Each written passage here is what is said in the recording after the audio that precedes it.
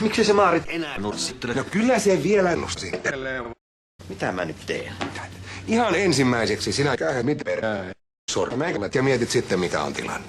Mitä varten mun piti jättää ne rakat siihen levälleen? Ja miksi mä lähdin niin kiireellä sinne sekossitilaisuuteen?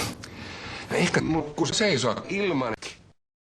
Se sai nopeasti ja sä kerroit niille mistä on kysymys. No, mutta riittääkö se? Seppo. Kyllä sä oot melkoinen pervo. Ei, kyllä mun nyt on pakko lähteä sinne paskalle. Tää? No se nyt on vähintä mitä mä voin tehdä.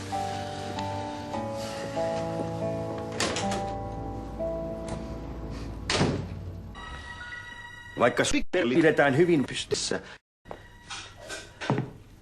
ei pieni ihminen voi hyvin. Sairaaloissa vanhukset odottavat tuntitolkulla pontikkaa. Nuoriso purkaa ahdistuksensa huolta samalla kun heidän työttömät vanhempansa taskailevat Kristopäivän suihin. No joo, on karua tekstiä. Todellisuus on vielä karumpaa. Helvetti selle. Tässä oikein haluat mun tyttärestä. No, alaikäiselle karvan persukselle luritetaan makkaraa eestä ja takaa. Tai musta mies väki siinä sisään kirjase persreikään. Pidäs poika pääs kiinni ja kuuntele. Joo, Aleksi. Tässä jätkä kiskoo sulta kohta housuja jalasta. Ehkäpä. Missähän kunnossa olet? No ei se takaa Dekiksellä enää ole, että...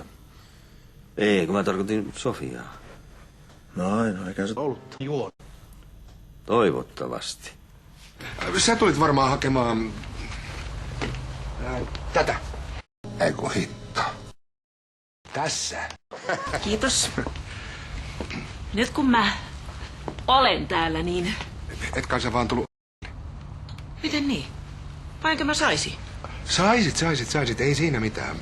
Mitenköhän mä nyt oikein sanoisin, kun... Sano suoraan vaan. Seppo. Sai luumukiisseliä takalistosta.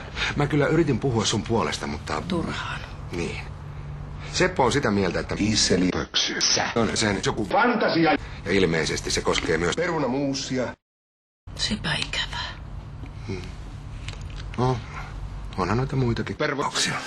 Eikö mä tarkoitin, että ikävää siinä mielessä, että mä olisin tarjonnut sulle